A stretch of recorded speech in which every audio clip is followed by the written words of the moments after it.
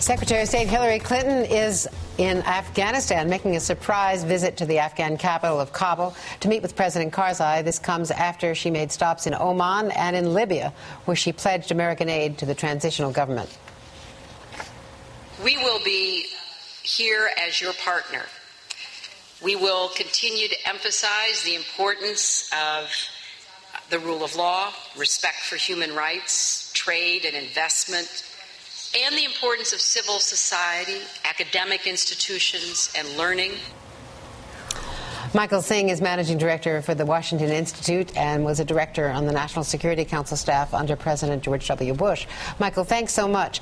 The importance of her visit to Afghanistan, this is a pretty critical moment with the Karzai government, the tensions with Pakistan, from Karzai to Pakistan, and the recent attacks, the Haqqani network attacks against the embassy, where she's staying tonight, the embassy compound in Kabul.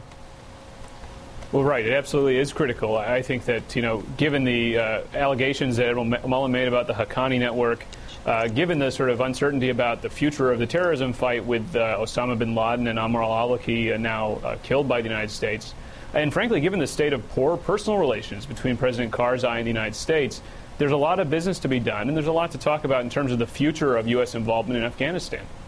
What about the pressure from the campaign trail from the Republicans for both a slower and a faster pace of withdrawal, depending upon which candidate you're talking about?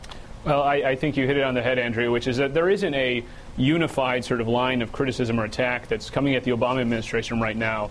Instead, I think the feeling you get is sort of there's a lot of uncertainty and confusion in Washington over where is this effort going, what exactly is the United States' strategic objective, and how are we measuring our progress there?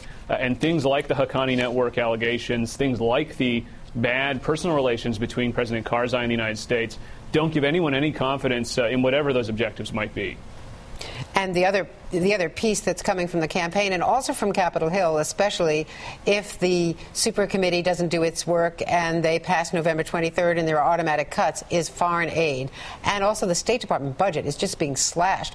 This was the debate last night, what the candidates had to say about cutting foreign aid. I think it's time not only to have that entire debate about all of our foreign aid, but in particular the UN. Why are we funding that organization? I happen to think it doesn't make a lot of sense for us to borrow money from the Chinese to go give to another country for humanitarian aid. We ought to get the Chinese to take care of the people. Now, Michael, a pop quiz. Just how much of the overall budget is foreign aid? It's less than 1%, perhaps? Well, it's very small, and I think that what often gets lost, Andrea, in these discussions is that the United States doesn't really give foreign aid out of a sense of charity, which I think is often how it's seen in the public debate. It's really to promote our interests around the world, whether it's with respect to Egypt or aid to Africa or whatever it may be. What we're doing is we're trying to use this as one component in a sort of multifaceted effort to advance American foreign policy interests. And that's something we really can't lose sight of here. We can end up hurting ourselves and our position in the world if we withdraw in this manner from our foreign assistance. But is this likely to become the Republican talking points, no matter who is nominated, that we should cut foreign aid, get out of the UN? I mean, this seems to be a real retreat from traditional establishment, if you will, Republican foreign policy. Well, I don't know. I mean, in a sense, neither of these things have ever been all that popular, the United Nations or foreign assistance, and I think that the burden is on both the current administration, it'll be on the next administration, whoever that is, to essentially sell foreign assistance, to make the national security justification for foreign assistance. And frankly, there are many people doing that now.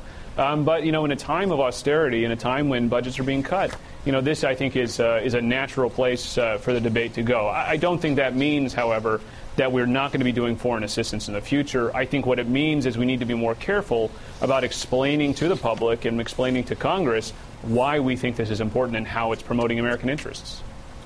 Thank you so much, Michael Singh. Thanks for being with us.